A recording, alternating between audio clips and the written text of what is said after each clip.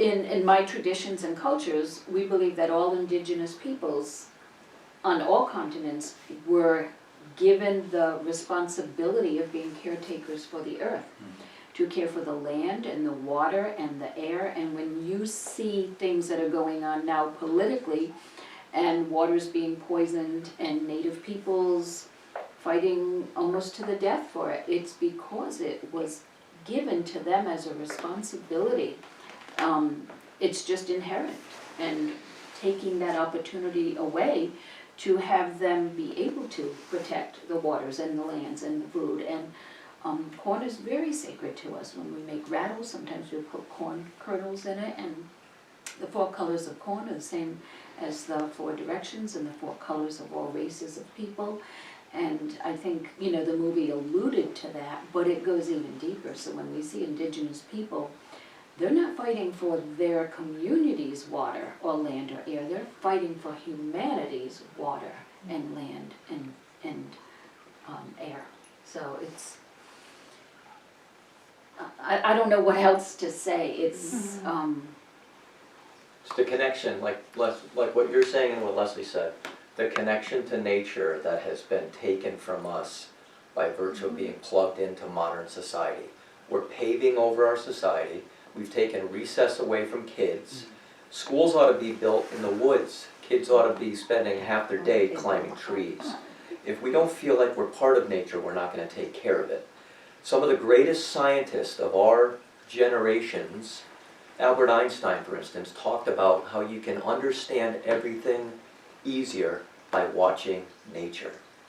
Nikola Tesla, who's considered the inventor of the 20th century, studied with a Swami. He meditated. He learned the ancient Vedic systems of quieting your mind and just listening to what's inside. We don't do that enough. We've got to start teaching kids how to meditate at a young age. We've got to let our children get out in the woods and play. We can't be so scared, folks. Let them run, let them play. They have to jump into the rivers and the ponds, the lakes and the streams, climb trees, fall down, get hurt. It's going to happen. But if we don't do that, we're kind of toast, and that's where things have gone awry. So. Well said.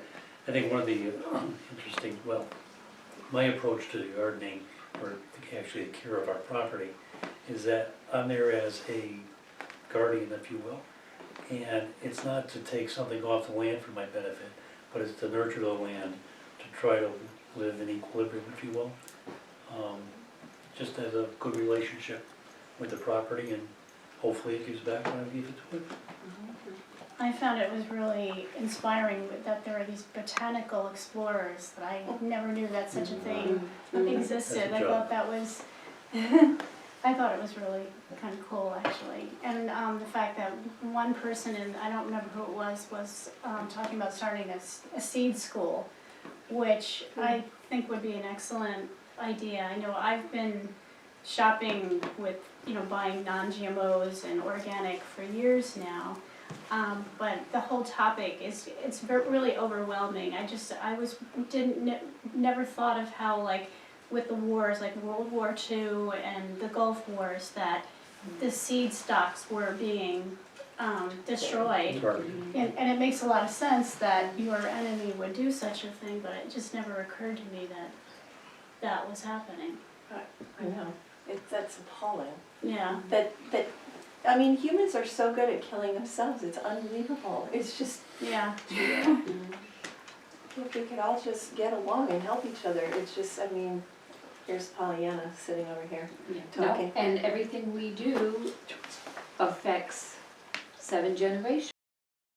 So you were talking about Squash Guy, whatever his Yes. name is, I forget what his name is. I've seen the movie 3 times now, and every time he comes on I sort of get chills, because he has such a passion. If we could, parents could take the cell phone and the computer games out of their kids' hands and bring them to learn about gardening and seeds and things like that, we could get more kids inspired like that, instead of worshiping, the guy that can jump the highest on the basketball court who makes $50 million. Again, right, the corporate culture, that would be really cool. We could use a heck of a lot more people like him. He's just amazing. I mean, obviously maybe a little bit of He was born that way, 6 years old, he wanted a squash for his birthday. But whatever, we can sort of generate that sort of interest if we inspire our children a little bit more about how important our food system is. I was impressed with watching when they were having, it was almost like a parade, but it was the ancestor and the younger Native Americans, and it was a religion. It was a religion. It was so touching, and it was important. Well, that's what this corporate culture is doing. It's taking all spirituality out of our existence. And it's making the money the religion.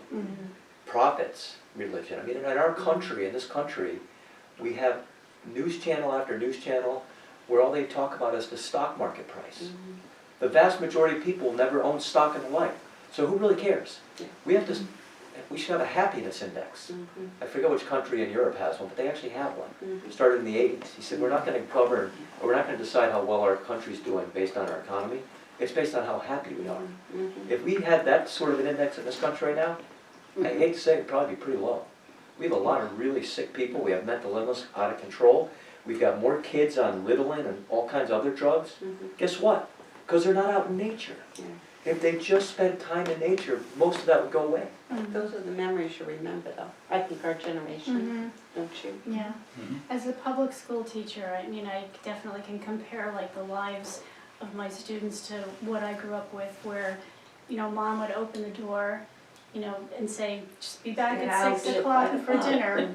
And I don't think that that goes on so much these days, where you have this just open time out in nature and you're creating your own games and interacting with, you know, the other children your age. I'm just not sure how much it goes on in an unstructured way where there's not an adult influence in it. It's all about money.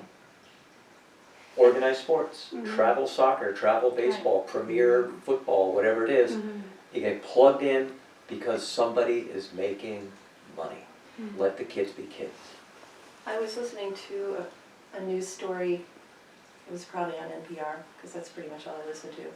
But they were calling the opioid problem that we have now, and alcoholism, and all of those addictions that are killing many, many people, especially in our country, but I'm sure around the world, as diseases of distress and diseases of despair.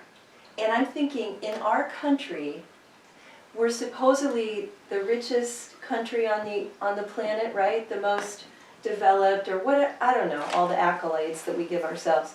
Why are so many people dying of diseases of despair in our country?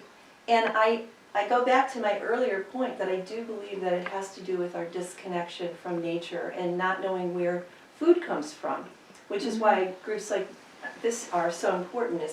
And I used to work at the Botanic Garden in Brooklyn, and they had a children's garden program there for the sole purpose of teaching children how to garden, but also where their food came from, because most of them think that, you know, the squash comes from the bodega on the corner. They don't realize that a squash grows in this beautiful vine, and there's these beautiful squash blossoms that come before the squash, and you can eat the squash blossoms, and, you know, all of these things that we don't realize because we don't watch our food growing anymore. And I believe that if we got more people involved with the earth and their hands in the earth, we could get rid of some of these problems that we have.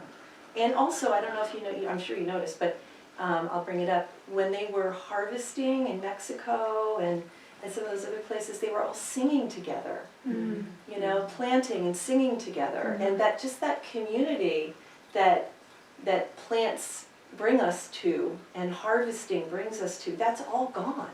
We don't harvest together anymore. You know, we don't go, hey, let's go over to Linda's house because her corn's ready and we'll go pick it for her. You know, we don't do that anymore. And so we all sit alone in our condos or our houses and get desperate, you know? But you have to realize that growing your own food for your own subsistence is a full-time job. It's not something that you're gonna do, go a 9-to-5 job and then come home every night and to take care of your garden. It can go bad very quickly. And in order to grow enough food to sustain yourself for a year is a monumental undertaking.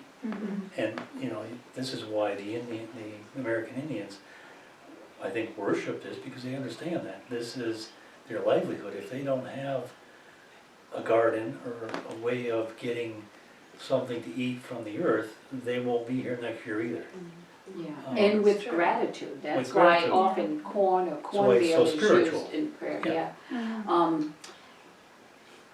As, you know, a retired public school teacher, my first year teaching, show you how ancient I am, in 1975, one of my very dear kindergarten teacher friends was teaching her kindergarten class, and I was sitting in on it just watching, and she had an apple. And she asked, how many people know what this is? Everybody knew what it was, either they'd eaten them or seen pictures, everybody knew exactly what it is. She said, how many people know what the inside looks like? And nobody seemed to really know. So she cut it open, and then they said, oh yeah, I remember, when they eat it before they see the seeds in it. So when she cut it and took seeds out and said, this is how it grows, they were mesmerized, and I realized how brilliant she was, and she really was quite a wonderful teacher. They had no idea, because we are told the seeds are the part you don't want to eat. The seeds are the icky part. The seeds are the part you throw away. And these kids didn't even know what the seed looked like, because they only ate the part until you saw what was inside, then that was icky. And that's the part you don't want. I grew up kind of throwing seeds away, like scoop the seeds out, eat the fruit or the vegetable. And that was kind of an eye-opener. And the couple of years before I retired, one of the teachers that worked with me got a grant to have a greenhouse on property. And they were going to be growing, you know, I retired before I saw the outcome, but they were going to be growing some of their products that they could then maybe use in the kitchen and everything in the cafeteria. We shouldn't have to have it as a special grant. Why, and this is middle school, why can't kids learn about, like you guys said, learn about growing things? Why does it have to be? Well, if you go to a vocational school, or VOAG, I think they call it, then you'll learn about this. Why isn't everybody in elementary, in middle, in high, yeah, I mean, doing it, not just learning about it from slides or a book or a film. Unfortunately, you know, the public education system, at least in my opinion, is Watch designed. what you say, Kevin, to- there's two of us. No, it's sort of designed to plug people, maybe not now, it's changing, right, there's more options, but designed to plug people into being viable parts of the economy. Sadly. Training them up to earn money, to work, and do all this stuff, but skipping all the things that enrich our lives and connect us to the earth. Skipping it entirely. I mean, as far as I know, you know, things like gym has been taken away. Kids don't even get to exercise much. Well, there is a state mandate, Yeah, that they you do. have to have gym. Okay, Yeah. good. But, you know, so that's So how that's- I see public education, not so much about, That's right, there's three enriching- of us from public education. So many. you know, but no, it's not. great, I'm a product of public education. It did an okay job with me, but we can do way That was better, years I ago. think. Yes. We've got to start teaching kids how to be happy, Mhm. instead of just Agreed. teaching them reading, writing, arithmetic, so they can go on to be productive members of society. You can be a really happy member, growing your own garden, and maybe making your own things, and maybe you're not gonna be rich, but you may be happier, 10 times happier than the guy who becomes president of a corporation. Absolutely agreed. I was fortunate as an art teacher, I got to kind of have a lot of wiggle room of how I wanted to deliver the curriculum and things I wanted to focus on, and we were the experts in reusing things, not necessarily repurposing, reusing. Recycling, yeah, but if we could reuse it, it's even better than, you know, the energy it takes to recycle something.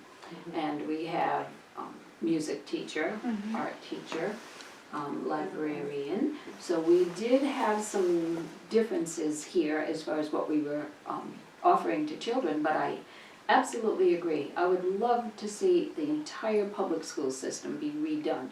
I think public schools are important, and I think they're great, but I think they're falling short. And you're absolutely right, and well put of, we are trying to show kids how they can make the most money. And right now, they want to be sports idols and stars because that's where they see the money. my sports fan friends get so angry with me because I say nobody needs to make more than $1 million, and I don't understand why baseball player or football player or basketball player is making more than a teacher, a police officer, someone trying to find a cure for a disease or a way to make a healthier environment. But that's the way it is right now. But maybe we don't have to say, well, it's always going to be that way, just because it is right now. Now, Kevin, I know you're an attorney, and you continue to inspire me and amaze me that you're not your typical what people think of as attorneys. So right here in front of everybody, I'm inviting you to come on my show and talk about the humanness of law. Would you do that? Sounds good. I accept. Okay, so we have that to look forward to. And one of the things I'll just say was, since we're talking about Kevin,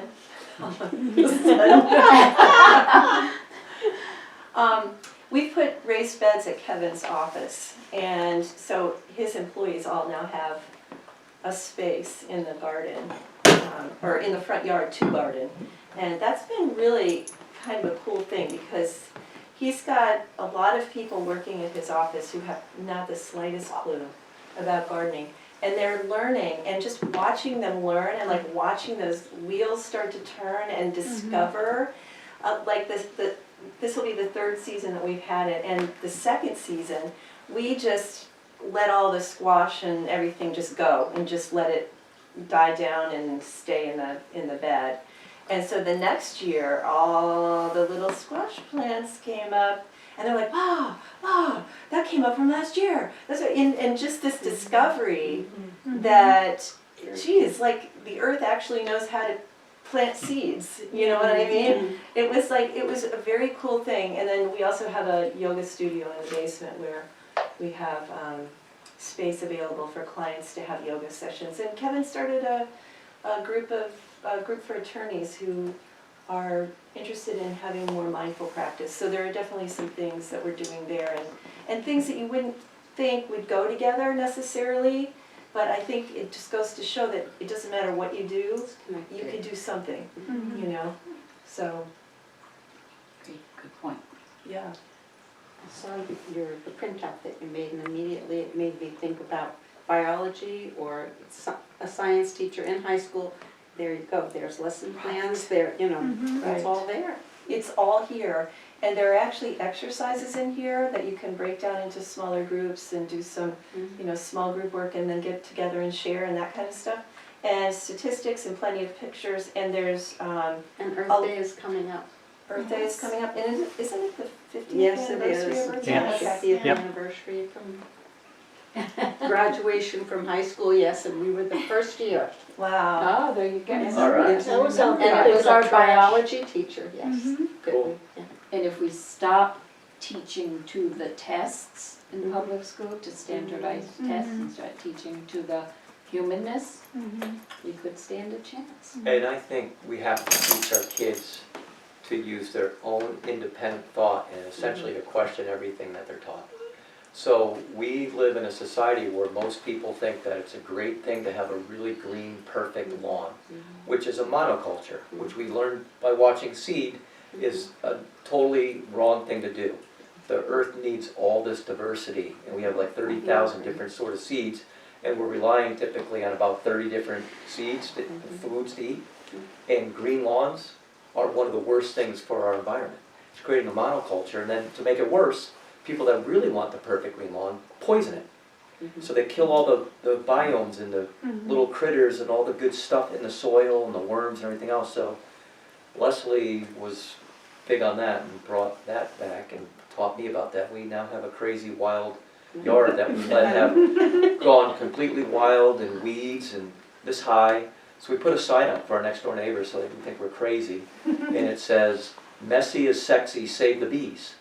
So we have all this wildflowers coming up, so we're attracting bees. And we have more fireflies in our yard. We also don't get rid of the leaf litter. So our yard is covered in leaves. So in the summer, we look around and like, we're the only yard that has 1 million fireflies. And kids love to catch fireflies. Yeah. Do you remember doing that? Yeah, that was magical. And Leslie, I learned about the role of pollinators from you. So in our intro for the first show, I really do look up to you more than you know and Well. imagine. And when you teach yoga, you're not just teaching us yoga. I don't know if you know that, the little stories you tell, the things you Because they can't do. shut me up. You are living Let's what get you going. believe. You really are. Well, I have to. I mean, I don't know how I could live any other way. And it's so vitally important when you think about this is the only place that we have to live. And Kevin and I took a beekeeping course too, thinking that we might keep bees, and then we just, And you know, have we the just bear were like, visit. oh my gosh. Yeah, we'd have to have a bear fence and all of this stuff, and we're like not prepared to do that. Maybe when we're retired, we would do that, but it gave us a greater understanding of bees and what they need and their importance. Of course, everyone thinks that bees are, well, not everyone. I have to tell you another story. This just gave me an idea for a story. But we are learning more and more about how important bees are, and if we don't have bees and other pollinators, then we're not going to have any food. So it's vital that we stop poisoning the bees. I was watching a show, I was getting my car work done, and they had the news on, and so in the waiting room, and I was watching this show, and I had never heard of this show before because I usually don't watch TV, and she had this guy, what do you call those people, exterminators. She had an exterminator on, and he was talking about all the different packages that he offers for killing things, and he talked about his ultimate premium package even has something in it that will kill bees. So I got out my phone immediately and I tweeted to that show, even though I never tweet because I don't want to waste my time tweeting and I don't even know where it goes once I do it, and I don't know if she actually got it. But the host, I tweeted her and I said, are you kidding me right now? You have this guy on TV telling us how to kill bees? We need bees. Bees are vital to our food supply.